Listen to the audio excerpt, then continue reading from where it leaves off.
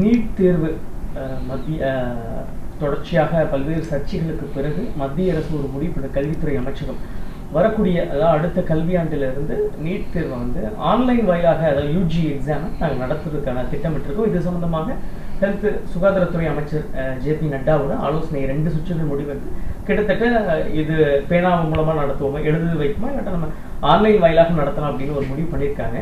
விரைவில் அமலுக்காக வருகிறது. அவருடைய சாதக பாதக அம்சங்களை நம்ம எப்படி பார்க்கலாம், இதன் மூலமாக முறைகேடுகள் முழுமையாக தடுக்கப்படும்னு ஒரு கருத்து சொல்கிறது எப்படி சார்? இதை வந்து ஃபஸ்ட்டு விதமாக பார்க்கும்போது முதல்ல சாதகமான விஷயங்கள்னு பார்த்தா முறைகேடுகள் குறையும். தவிர்க்க முடியுமான்னு கேட்டால் கண்டிப்பாக தவிர்க்க முடியாது. ஏன்னா நீட் பிஜிலையும் பல முறைகேடுகள் நடந்ததாக, நீட் பிஜி எக்ஸாம் வந்து அதாவது முதுநிலை மருத்துவர்களுக்கான நுழைவுத் தேர்வு நீட் பிஜிலையும் வந்து இதே மாதிரி ஆன்லைன் எக்ஸாம் தான் நடந்தது. பட் அப்போவும் வந்து பல முறைகேடுகள் நடந்ததாக சொல்லிட்டு இருந்தாங்க.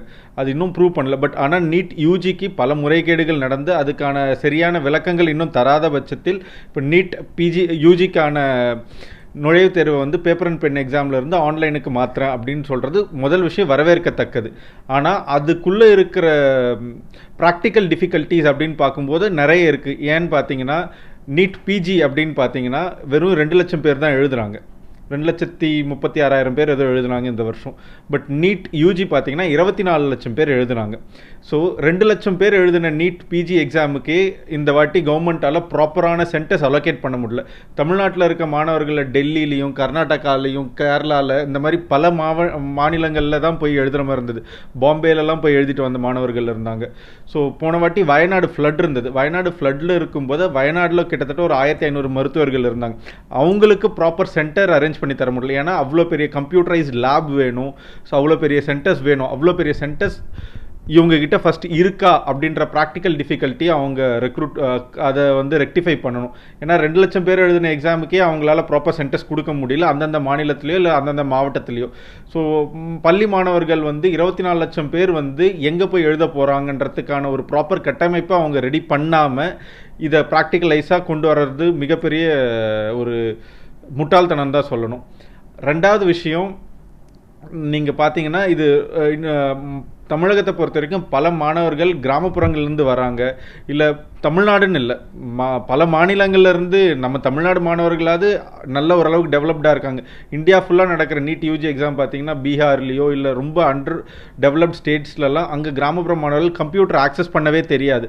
ஸோ அந்த மாணவர்களை இவங்க எப்படி ட்ரெயின் பண்ண போகிறாங்க? 6 மாதத்தில் இன்னும் நீட் எக்ஸாம் வரப்போகுது. மே மாதம் நீட் எக்ஸாம் கொண்டு வரணும்னா 6 மாதத்தில் அவனை கம்ப்யூட்டரில் ஒரு எக்ஸாம் எழுதணும் அப்படின்றதுக்கு எப்படி ட்ரெயின் பண்ண போகிறாங்க?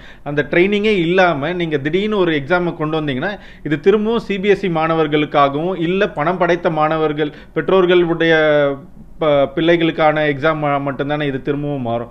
ஸோ இந்த கட்டமைப்பை ப்ராப்பரான ட்ரைனிங் மாணவர்கள் கொடுக்கணும். அதுக்கு ஏற்ற சிஸ்டம் அவங்க பில் பண்ணிவிட்டு இதை கொண்டு வந்தாங்கன்னா இது உண்மையிலேயே போன வாட்டி நடந்த மாதிரி பேப்பர் லீக்கெல்லாம் அதிகபட்சம் குறைக்கிறதுக்கான ஒரு நல்ல திட்டம் தான். ஆனால் இதெல்லாம் பண்ணாமல் கொண்டு வந்தாங்கன்னா இது திரும்பவும் டிமானிட்டைசேஷன் மாதிரியான ஒரு விஷயத்துக்கு வழிவகுக்கும்.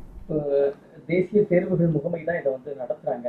இது அவங்க மூலமா தொடர்ச்சியை நடத்துவது தான் சர்ச்சையாக இருக்குது. அரசு எடுத்து பண்ணணும்னு சொல்லி அரசு வந்து எங்களால் முடியாது, அதற்காகத்தான் தனிப்பட்ட முறையில் ஒரு அமைப்பு ஏற்படுத்தணும். இப்போ நீங்க சொல்ற இந்த நீட் தேர்வு என்டிஏ தொடர்ச்சியா நடத்தினா சரியா இருக்குமா? நீங்கள் கேட்ட கேள்வி வந்து அரசால் நடத்த முடியலன்றதால தான் ஒரு என்டிஏன்னு ஒரு ஏஜென்சி கிட்ட கொடுத்து நடத்துகிறேன்னா, ஒரு கவர்மெண்ட்டாலே நடத்த முடியாத ஒரு இதை ஒரு என்டிஏன்ற ஒரு ஏஜென்சி நடத்திடுமா? அரசு தான் இருக்கிறதுலே the most powerful system of the government. So ஒரு கவர்மெண்ட்டால் நடத்த முடியாததை ஒரு ப்ரைவேட் ஏஜென்சி நடத்துகிறாங்கன்னா, ஐ மீன் என்டிஏன்னு ப்ரைவேட் ஏஜென்சி இல்லை, பட் என்டிஏன்னு ஒரு ஏஜென்சி நடத்துறத எப்படி அவங்க நியாயப்படுத்த முடியும்னு எனக்கு தெரியல. அதே மாதிரி இது வந்து அரசு நடத்தினா தானே அது நியாயமான ஒரு செயலாக இருக்கும். ஏஜென்சிஸ் கிட்ட கொடுத்தா அதுக்கு எதுக்கு நீங்கள் நீட்டுன்னு ஒன்று நடத்தணும்? இதுக்கு முன்னாடி இருந்த பேட்டர்ன்லேயே எக்ஸாம்ஸ் நடந்துட்டு இருக்கட்டும். மாணவர்கள் அவங்களுக்கு தேவையான மாதிரி அந்தந்த மாநிலத்தில் இருக்க மாணவர்கள் அந்தந்த மாநிலத்தில் இருக்க கல்லூரிகளில் அவங்க மாநிலத்துக்கு ஏற்ற எஜுகேஷனல் பேட்டர்னில் போய் சேர்ந்துட்டு இருக்கலாமே. கடந்த காலங்களை பொறுத்தவரை நீட் தேர்வு மட்டும் இல்லாத நிறைய தேர்வுகளில் வினாத்தாள் கசிவு முன்கூட்டியே வெளியாகி இப்போ நிறைய சர்ச்சை ஏற்படுத்தி அதற்காக ஒரு குழு அமைச்சாங்க. இயற்கை தற்போதைய தலைவர் வந்து ராஜினாமா பண்ணி புது தலைவர்லாம் போட்டிருந்தாங்க. வரக்கூடிய நாட்கள்ல அதை வந்து முழுமையாக நாங்கள் தடுப்பதற்கு எல்லா இதுவும் பண்றோம் சொல்ற நம்பிக்கை இருக்கா? மாநில அரசுகளோட இன்னொன்று மத்திய அரசு இந்த இது போன்ற தேர்வுகள் பொழுது என்ன மாதிரியான ஆலோசனை பெற்றாங்க? சார், இது முதல் விஷயம். போன வாட்டி தேர்வு நடந்தது, நீங்கள் சொன்னீங்க பல குறைபாடுகள் இருந்தது. அண்ட் இவங்க வந்து என்டிஏவோட டைரக்டர் ரிசைன் பண்ணாங்க. இதெல்லாம் வந்து கவர்மெண்ட்டோட எஃபெக்ட். பட் இதனால் அதிகபட்சம் பாதிக்கப்பட்டது கீழ்நிலையில் இருக்க மாணவர்கள், அந்த பெற்றோர்கள், ஆசிரியர்கள் தான். அவங்களுக்கான நியாயம் இன்ன வரைக்கும் கிடைக்கல. பேப்பர் லீக் ஆனது ஹஸ் பீன் ப்ரூவ்ட். கவர்மெண்ட் கோர்ட்லேயும் ஒத்துக்குச்சு பேப்பர் ப்ரூஃப் லீக் ஆச்சுன்னு சொல்லிட்டு.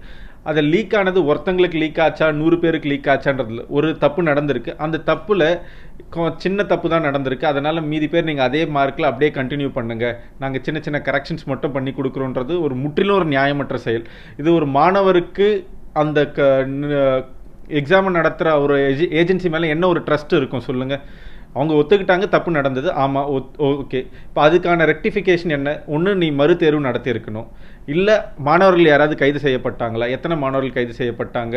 இல்லை எங்கேயோ லீக் ஆனது கவர்மெண்ட் சைட்லேருந்து என்டிஏலேருந்து தானே யாரோ ஒருத்தங்க மூலமாக லீக் ஆன, அவங்க யார் என்ன ஆச்சு, அது அந்த டீட்டெயில்ஸ் எதுவுமே இல்லாமல் இந்த மாதிரியான ஒரு முடிவை கொண்டு வரது அதை மூடி மறைக்கிற ஒரு செயலாக தான் பார்க்கப்பட முடியுமே தவிர்த்து அது ஒரு நியாயமற்ற செயல்னு சொல்ல முடியாதுல்ல.